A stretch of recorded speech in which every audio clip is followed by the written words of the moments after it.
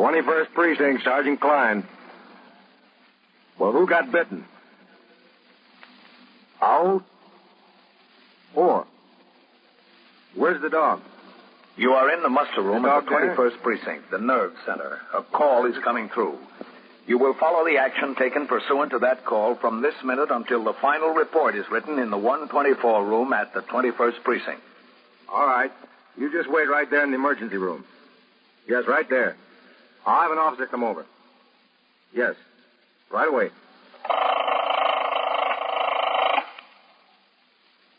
21st Precinct. It's just lines on a map of the city of New York. Most of the 173,000 people wedged into the 9/10 of a square mile between Fifth Avenue and the East River wouldn't know if you asked them that they lived or worked in the 21st. Whether they know it or not, the security of their homes, their persons, and their property is the job of the men of the 21st Precinct. 21st Precinct, 160 patrolmen, 11 sergeants, and 4 lieutenants, of whom I'm the boss. My name is Kennelly, Frank Kennelly. I'm captain in command of the 21st. It was 3:55 p.m. when I came into the precinct house for my night tour, which would keep me on the job until 8 the following morning. As I signed the blotter, Sergeant Burns, who was filling in as desk officer, told me that acting superintendent of buildings of the department was in the house making a routine inspection. After I turned out the platoon, I went upstairs and found the acting superintendent of buildings on the 3rd floor. I called his attention to the cracked plaster in the hall ceiling on that floor and to the fact that during the last winter the radiators failed to heat the floor comfortably. On the way down, I showed him the worn condition of the stairs from the 2nd floor to the back room, and as we came out into the muster room, I told him about the plumbing difficulties in the cells. Well, thanks, Captain. Do you have any idea when these repairs will be made? Well, there's a lot of work to do, Captain. There's nearly 100 buildings in the department, and most of them need work, lots of work. Oh, yes, I understand that, but some need attention sooner than others, don't you think? Oh, yes, some do. That's why I'm making the inspection. Well, this muster room, for instance, it hasn't been painted since 1941. Did you realize that? Captain, you know I'd like to do everything, and I'd like to do it right away, but there's been only so much money appropriated. Well, it's been a pleasure, Captain. Sign the blotter and get on my way. A little bit behind schedule. I still have to visit the 23rd this afternoon. Where were you? Mr. Balney wants to sign the blotter, Sergeant Burns. Step on around the back of the desk, Mr. Balney. Right over here, Mr. Balney. Well, thank you, Captain. That one's got whiskers. I used to use it myself. Ring it on time. What's doing, Sergeant? Oh, nothing much, Captain, except that young fellow over there is waiting to see you. Who is he, do you know? He says his name is Weald, Harold Weald. Said it was personal. I told him you were busy. He said he'd wait. He wouldn't tell either me or Sergeant Burns what was on his mind. Excuse me, Captain. Yeah, go ahead. 21st Precinct, Sergeant Klein. Well, thanks for all your courtesies, Captain. I'll try to get something done, I promise you that. Oh, sure. What, ma'am? Absolutely necessary, Mr. Balney, that we get sufficient heat up on the 3rd floor. No one can work up there. Listen, madam. It's a long time until winter. Please, madam. Yes, it was a long time since last winter, too. That's when I reported. Madam, you have my word, Captain. There'll be someone here within 2 weeks. That's a civil action, madam. If he owes you money, we can't collect it. You better see your lawyer. I'll talk to that fellow that's waiting, Sergeant. Yes, sir. If you can't afford a lawyer, go to the Legal Aid Society. The Legal Aid Society. Mr. Weald? Yes, that's right. Captain Connolly? Kennelly. Oh, I'm sorry. Oh, that's all right. Well, what can I do for you? Well, listen, Captain, I'm sorry to bother you, but I got an awful problem. It's my kid. Well, what's the trouble? Well, she got bit by a dog. When was this? Friday morning. Where? In the playground there, 62nd Street, York Avenue. Mm-hmm. How old is she? 4. She's 4. Excuse me, Captain. Yes? Division captain is calling in for you. Oh, all right. Thanks, Sergeant. I'll take it in my office. Yes, sir. Come in, Mr. Weald. Yeah, thanks. My mother takes her to the playground almost every day. Go ahead. Thank you. Have a seat there. I didn't think there was anything to it. Excuse me a minute. Oh, yeah, sure. Captain Kennelly. Hello, Denny. Oh, just fine. When? Well, just a second. Let me look at my chart. Yeah, I'm working Monday. Where? All right, I'll be there. Okay, so long. How'd you happen to get bitten, Mr. Weald? Well, I wasn't there personally. I was working. Mm-hmm. What do you do? Me, I'm a driver for the Ace Taxis. I should be on the job now, but I thought I'd better take off the afternoon and get this straightened out. Yeah. How bad was the bite? Well, bad enough, I guess. He got her in the thigh, He really dug in. Did she get medical treatment? Oh, yeah. My wife said the lady with the dog was very nice. Janet, that's my wife. She got kind of excited at first, but the doctor fixed it up, said nothing serious. So I forgot the whole thing, until I got a call from my wife this afternoon. Uh-huh. What happened then? Well, my wife was all excited. She called my dispatcher, left word for me to call her. When I did, she said somebody had been around from the Board of Health. Told her they couldn't get hold of the lady with the dog, and if they didn't by tomorrow morning, she'd have to bring the kid down for rabies shots. There's 22 shots. It takes 22 days.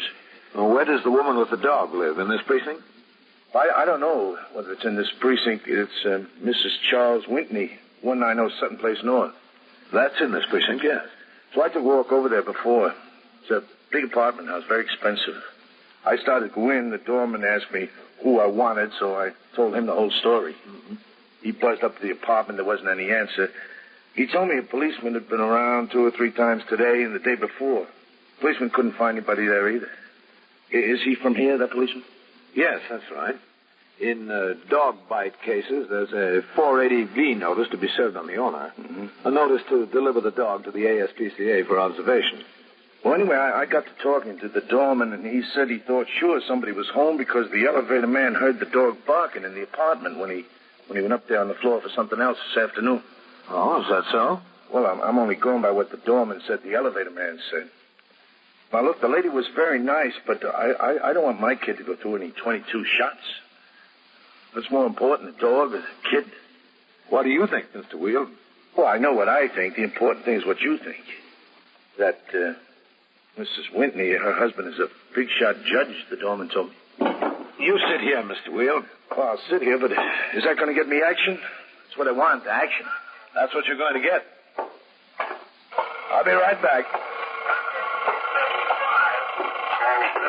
Sergeant Burns. Yes, Captain? What are you doing about a 480V on the dog bite case? All right, is that this one on Sutton Place North, Captain? Yes, that's the one. What are you doing about it? Well, it's still hanging, Captain. Lieutenant Snyder said he had a man go by there 3 times during the day tour. There's nobody home. Oh, did they go upstairs and see? I don't know about that, Captain. He just said it was still hanging. They haven't been able to serve it. I gave it to Singleton and told him to try as soon as he got over there. You know who that is? That's Judge Charles Whitney. Yes, I know. Now, listen, the father of the child the dog bit is in my office. He's been told to bring the child down to start a series of 22 rabies injections beginning tomorrow morning, unless that dog is delivered today. There doesn't seem to be anybody home, Captain. Well, the father says the doorman told him there was somebody home. Now, get on it. Yes, sir. I went back into my office and told Mr. Weald, the father of the dog bite victim, that we would make a further effort to serve the 480V notice on the owner of the dog. I advised him to return to his home and promised that we would notify him later concerning any results we obtained. Patrolman Singleton rang in and reported that he again went to 190 Sutton Place North and attempted to reach the occupants of the Whitney apartment by the house phone. There was no answer. He left a copy of the notice with the doorman. He was instructed to go upstairs and knock on the door. In the meantime, I read and signed such reports as had accumulated since I was last on duty and placed them in the box to be sent by messenger to division headquarters. At 10 minutes to 5, I went back out into the muster room and walked over to the desk. He's trying to reach the judge at his office, Captain. Good. Sergeant Klein, did Singleton ring in again? No, sir, not yet. Judge Charles Whitney's office, please. I thought this might be the quickest way to get some information, Captain. Well, it might be, yes.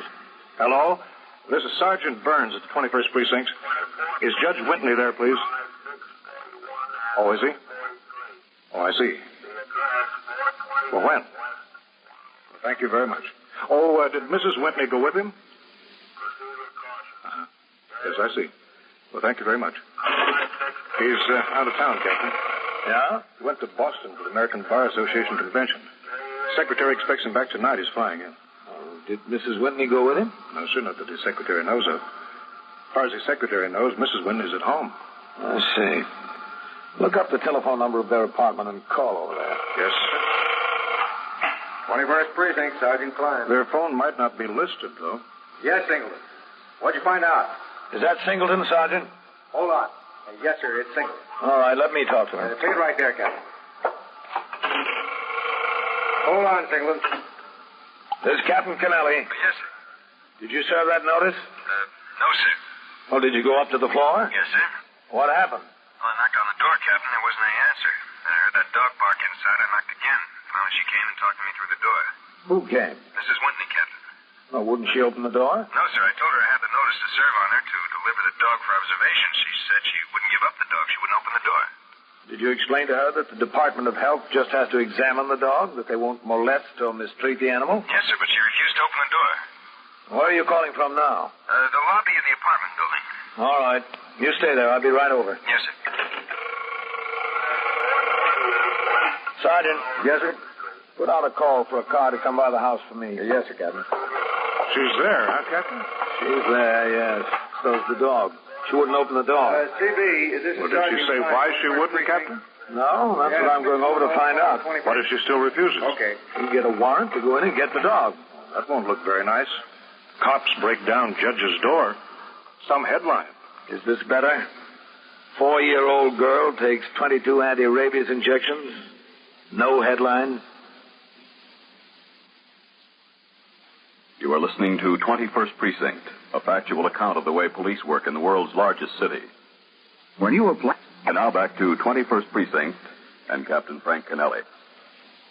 The disease of rabies is almost extinct. This is due almost entirely to the cooperation between police and public health authorities and the strict enforcement of the laws relating to dog bite cases.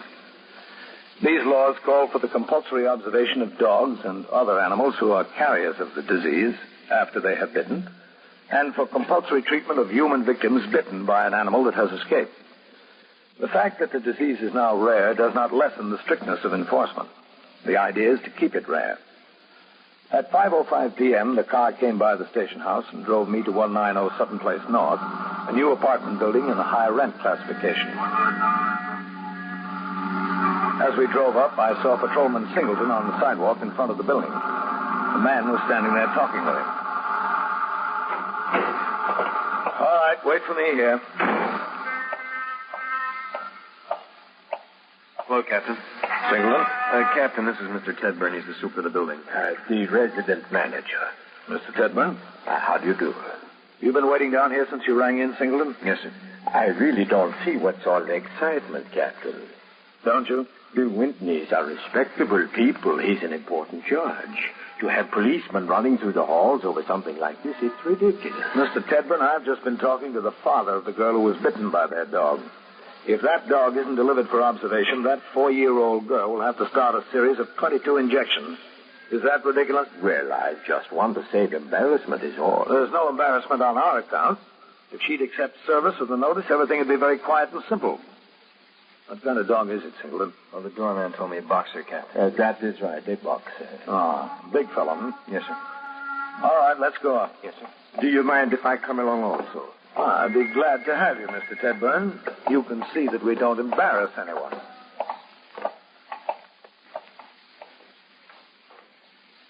The doorman held the door open for us, and we walked into the foyer of the building. It was decorated in black and white. On the elevator, Singleton directed the operator to take us to the 14th floor. When we got off, Mr. Tedburn led the way to apartment 14B. No one was in the hall. Either the neighbors on the floor didn't know what was going on, or they didn't care. This is it. Shall I ring, Captain? Go ahead. Yes, sir. There it is. Try again. Yes, sir.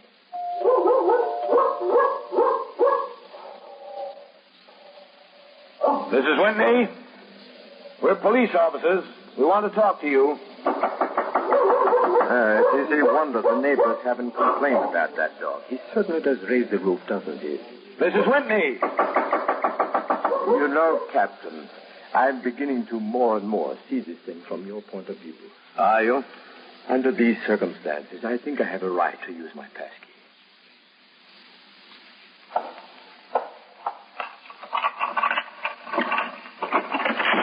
Oh, she's got on the door chain. Quiet. This is Whitney. Please. Go away. Close the door. Please. I want to talk to you, Mrs. Whitney. You can't take him. I won't let you. I'm not going to take him. I want to talk to you, that's all. Jeff, quiet. Now, come on. Come on. Where's she going? I don't know. She's coming back. She wants to put the dog in the other room.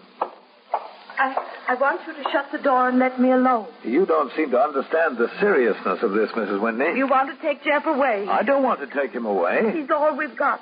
Jeff's all we've got. We have no family, just Jeff, that's all. I'm not going to take him away. I just have to give you this notice. Singleton. Oh, yes, sir. Here it is. I want you to take this, Mrs. Whitney. No, I won't. It's a notice to deliver your dog to the ASPCA by 10 o'clock tomorrow morning. Well, I'll take it, but I won't deliver him. I won't. You can't have him. He's the only thing I've got left. The only thing. All right. Let's shut the door. Thank you, Mrs. Whitney. I won't. Do you think she will bring that dog down there? I don't. She's been served with the notice. Okay, Singleton, get back on the job. Yes, sir. People can live in a building 20 years, and you never know they ever existed. 20 years. Hit that elevator bell, will you, Singleton? Yes, sir. Then a little thing like this can cause so much trouble. It's always the little things that cause trouble, Mr. Tedburn. People seem to manage the big ones. We rode down in the elevator. I thanked Mr. Tedburn for his assistance and came out of the building with Singleton. He resumed walking his post, and I got into the car and went back to the precinct house. There, as the officer who served the 480V form on Mrs. Whitney, I filled in the lower half and delivered it to the desk officer to be forwarded to the Bureau of Preventable Diseases, Department of Health. Sergeant Burns told me that Patrolman Mercado had come upon a boy, 17, in the act of turning in a false alarm. He chased him up the stairs of a tenement and over the roofs of 3 adjacent buildings before he was apprehended. The boy admitted turning in at least 5 false alarms during the last month. I went on patrol of the precinct, during which I stopped on post number 2, saw Patrolman Mercado, and congratulated him on the arrest. Later, while I was still on patrol, there was a radio signal to call in. He stopped at the nearest box, and I was told by Sergeant Klein that a visitor was waiting for me, Judge Charles Whitney. I had my operator drive me around to the precinct house. When I got out of the car, I instructed him to pick up his partner, who had been taking his meal period, and resume patrol. As the car drove away, I crossed the sidewalk and walked up into the muster room. Hello, Sergeant. Captain. 21st Precinct, Sergeant Where's the Klein. judge? I suggested the judge wait in your office, Captain. Take him in. Good. All right. Oh, what's doing, Sergeant? Oh, it's been a quiet tour, Captain. All right, I'll be in my office. Yes, sir. 21st Precinct, Sergeant Klein. Open the what? Judge Whitney? Oh, hello, Captain. We've met before, haven't we?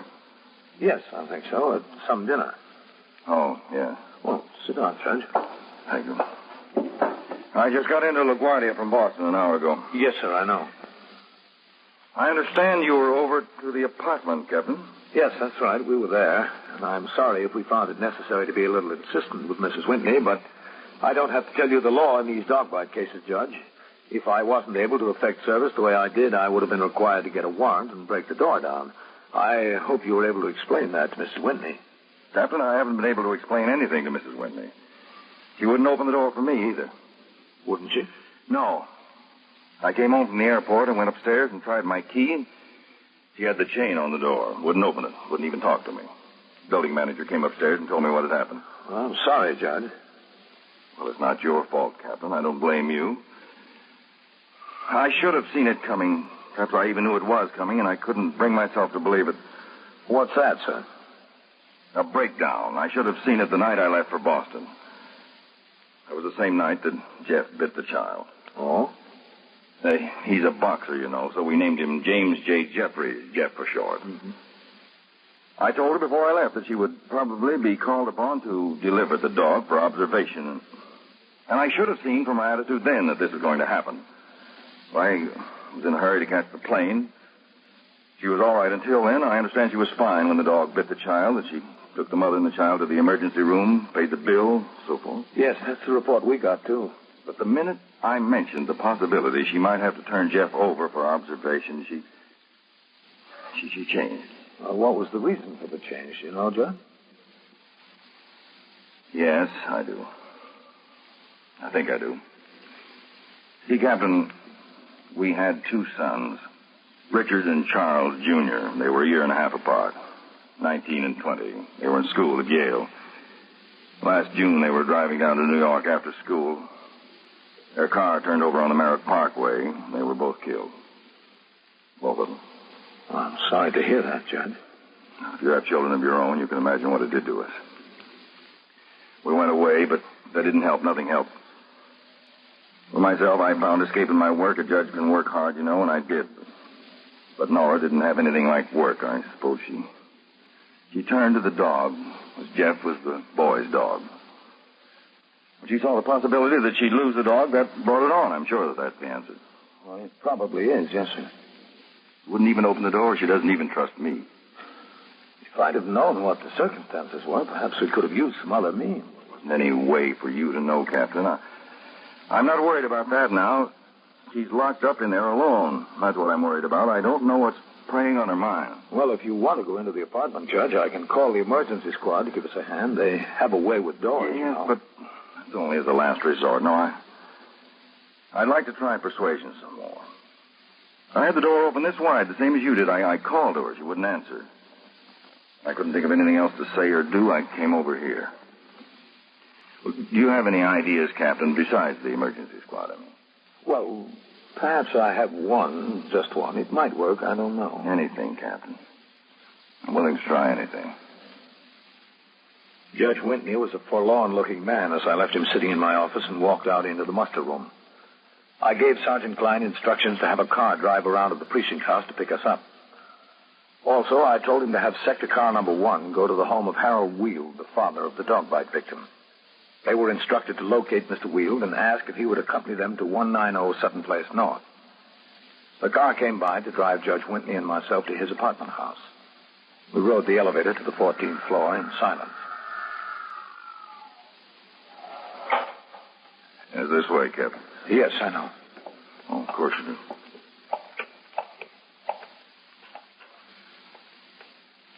Well, I'd suggest you try your key again, Judge. Yeah, that's a good idea.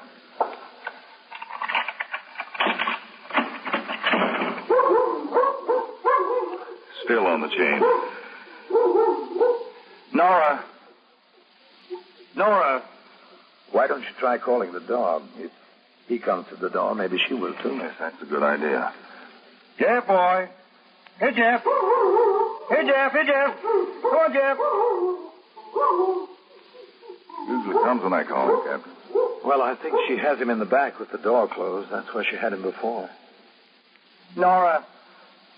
Please come to the door, Nora. Please. Nora. Can't be any use. Let me try. Mrs. Whitney. Mrs. Whitney.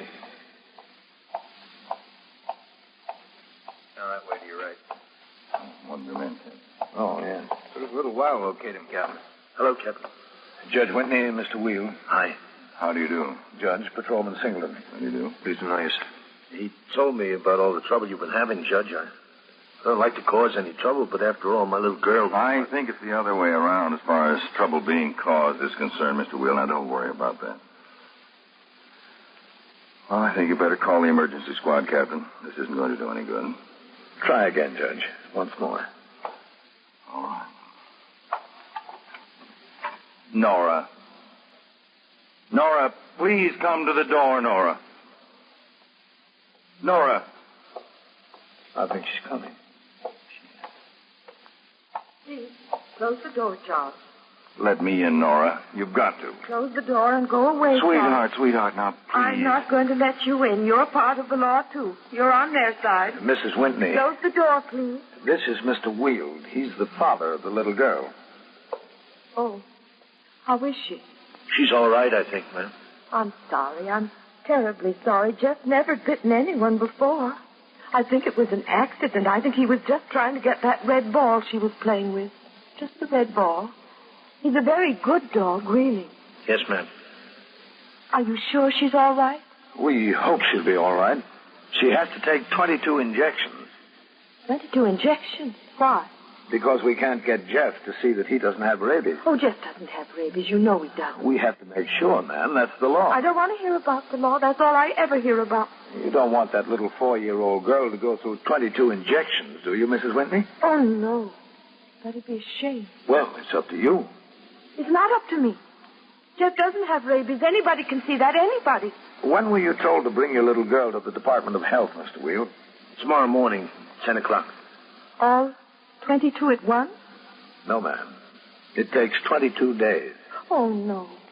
Poor little girl. Now, nothing will happen to Jeff, Mrs. Whitney. Believe me. They'll take good care of him. You'll have him back. They'll keep him.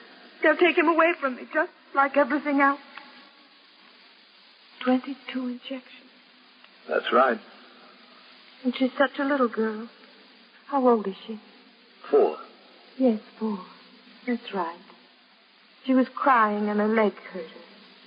With those little curls with a ribbon. I remember those little curls with a ribbon.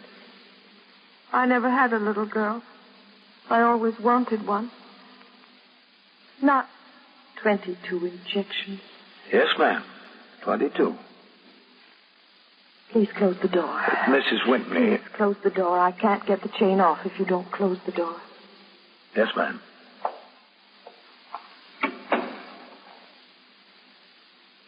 What's she waiting for? All right. Take it easy.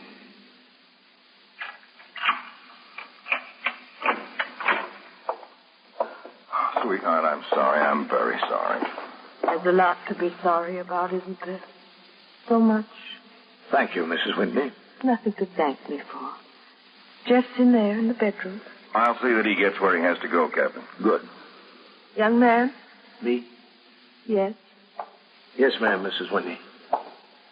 Watch her. Watch her every minute. Every minute of your life. Yes, ma'am. Because without her, you won't have any life.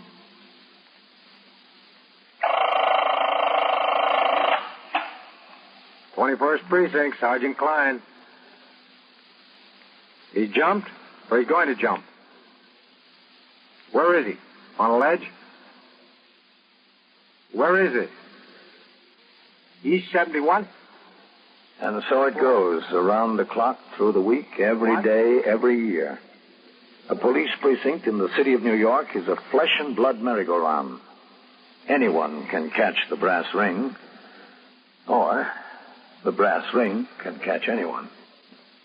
21st Precinct, a factual account of the way the police work in the world's largest city, is presented with the official cooperation of the Patrolmen's Benevolent Association, an organization of more than 20,000 members of the Police Department, City of New York.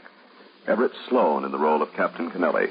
Featured in tonight's cast were Lawson Zerbe, Wendell Holmes, Bill Zuckert, Don McLaughlin, Barbara Weeks, Bill Lipton, and Donald Bain. Written and directed by Stanley Niss. Gaylord Avery speaks.